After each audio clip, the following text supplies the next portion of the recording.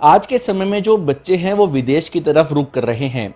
Higher education की अगर बात करें तो लगातार जिस तरीके से बच्चों का जो क्रेज़ है वो बाहर देशों की तरफ जाता हुआ साफ तौर पर नज़र आ रहा है।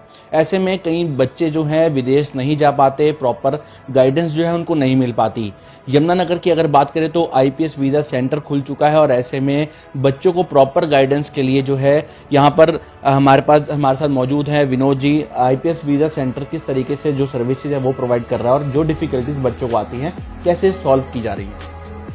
आईपीएस वीज़ा में हम लोग जो बेसिकली सर्विस प्रोवाइड कर रहे हैं उसमें एक तो आईएलटीएस और पीटी की प्रिपरेशन, दूसरा स्टडी वीज़ा से रिलेटेड स्टार्टिंग से लेके एंड तक का कंप्लीट प्रोसेस हम लोग स्टूडेंट्स के ट्रांसपेरेंट तरीके से करते हैं। कई बार क्या होती है, जैसे डिफ़िकल्टीज जिस तरह से आती हैं, स्टूडेंट्स को ये पता नहीं रहता कि उनके कितने टारगेट बैंड होने चाहिए, कौन सी कंट्री में कितने टारगेट बैंड हैं। अगर स्टूडेंट्स को पहले से आइडिया है तो उसको प्रिपरेशन करने के टाइम पे काफ़ी अच्छा रहता है, और अगर वो आइडिया है तो उसकी आगे की कंप्लीट प्रोसेस इजी हो जाती है। दूसरी कई बार दिक्कतें हमने देखी हैं वो इस तरह से आती हैं कि कई बार गैप रहता है, स्टडी के बाद गैप हो गया, 12th के बाद +2 के बाद गैप हो गया, ग्रेजुएशन के बाद गैप हो गया। उस गैप को कैसे मैनेज किया जाए, कौन सा कंट्री ज़्यादा सूटेबल हो सकता है, उसकी हम यहाँ पे प्रॉपर गाइडेंस देते हैं। तो सर वीज़ा सेंटर तो बहुत सारे हैं यमुनानगर में। वीज़ा सेंटर यमुनानगर में जो आईपीएस खुला है ये कैसे डिफरेंट है बाकी सेंटर से? देखिए, हम यहाँ पर जो आईएलटीएस और पीटी के जो बैच बनाते हैं उसमें कम से कम स्टूडेंट्स के साथ बैच बनाते हैं ताकि इंडिविजुअल स्टूडेंट पे फोकस हो सके और वो उसका जो डिजायर्ड बैंड है आईएलटीएस और पीटी का वो उसको अचीव कर सके। हम क्या करते हैं, उसके लिए 2 से 3 दिन की डेमो क्लास चलती हैं। डेमो क्लास में हमें एक आइडिया आ जाता है कि इस स्टूडेंट का लेवल क्या है, उसके लेवल के अकॉर्डिंग हम उसके बैच में उसको शिफ्ट कर देते हैं और उसकी प्रिपरेशन काफ़ी अच्छी तरीके से होती है। इंडिविजुअल स्टूडेंट पे फोकस रहता है और उसका जो टारगेट बैंड है वो उसको सक्सेसफुली अचीव करता है। तो सर ये तो आपने बता दिया, कौन से ऐसे बच्चे हैं जो अप्लाई कर सकते हैं, क्या क्राइटेरिया है इसका? ओके, इसमें जनरली +2 के बाद ग्रेजुएशन के लिए स्टूडेंट्स बाहर जाते हैं, और या उसमें अगर ग्रेजुएशन की हुई है तो वो मास्टर्स के लिए बाहर जाते हैं। तो सर कौन सा टेस्ट है जो इसमें देना होता है वीज़ा अप्लाई करने के लिए? इसमें 2 टेस्ट इंटरनेशनल लेवल के रिकॉग्नाइज्ड टेस्ट हैं। एक है आईएलटीएस, इसकी अगर मैं फुल फॉर्म बताऊं तो international English language testing system, and दूसरा जो टेस्ट है वो पीटी है, पियर्सन टेस्ट ऑफ इंग्लिश। ये दोनों ही इंटरनेशनल लेवल पे रिकॉग्नाइज्ड टेस्ट हैं। कोई भी स्टूडेंट जो इंडिया से बाहर जा रहा है इंग्लिश स्पीकिंग कंट्री में, तो ये दोनों टेस्ट, दोनों में से कोई एक टेस्ट देना उसको मैंडेटरी रहता है।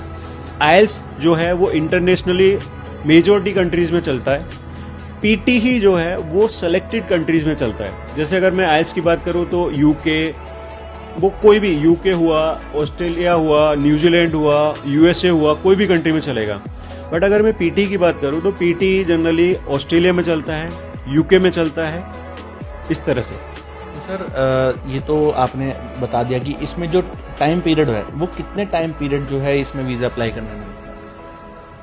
ओके, वीज़ा की बात हम लोग पहले मैं थोड़ा सा एक प्रोसेस इसका बता दूं कि इसकी प्रोसेस में कितना टाइम लगता है आईएलटीएस और पीटी में। आईएलटीएस और पीटी में बेसिकली 4 मॉड्यूल होते हैं। जैसे स्टूडेंट जब बाहर जा रहा है पढ़ने के लिए तो उसको एक तो पढ़ना आना चाहिए इंग्लिश में, बोलना आना चाहिए इंग्लिश में, लिखना आना चाहिए और रीड करना आना चाहिए। ये चारों मॉड्यूल ये दोनों ही जो टेस्ट मैंने बताया आपको आईएलटीएस और पीटी, इनके पार्ट्स होते हैं।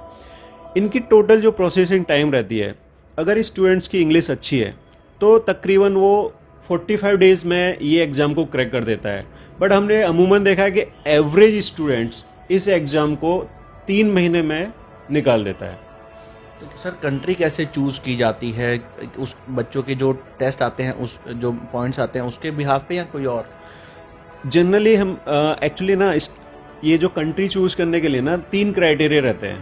पहला क्राइटेरिया रहता है कि स्टूडेंट्स की जो एकेडमिक्स है उसमें परफॉर्मेंस कैसी है, पहला क्राइटेरिया। दूसरा, उसकी आईएलटीएस या पीटी जो भी उसने टेस्ट दिया है उसमें स्कोरिंग कैसी है। और तीसरा जो एक बहुत ज़रूरी फैक्टर होता है वो रहता है बजट, क्योंकि ये बजट के बिना ना, क्योंकि फाइनेंशियली बहुत ऊपर नीचे कई बार रेंज हो जाती है। एक कंट्री में काफ़ी फीस कम है, एक कंट्री में फीस बहुत ज़्यादा है, तो हम ये तीनों फैक्टर्स को ध्यान में रखते हुए उसके लिए बेस्ट ऑप्शन निकालने की कोशिश करते हैं स्टूडेंट्स के लिए।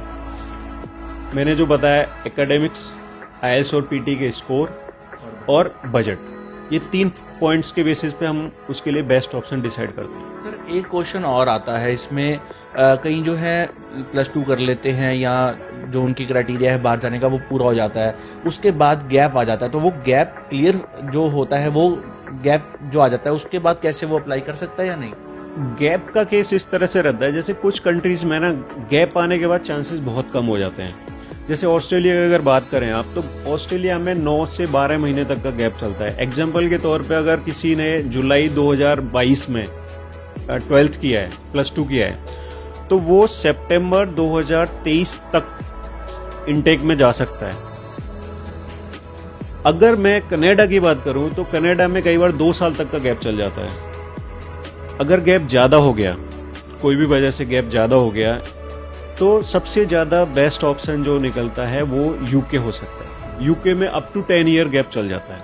अच्छा, तो सर बहुत अच्छी चीज़ें आपने बताई हैं। इसमें एक ये भी है कि आईपीएस वीज़ा जो सेंटर है, कोई स्कीम्स वगैरह प्रोवाइड करा रहा है कि बच्चों को या गर्ल्स को, ताकि वो वीज़ा अप्लाई कर सके और ऐसे जा सके?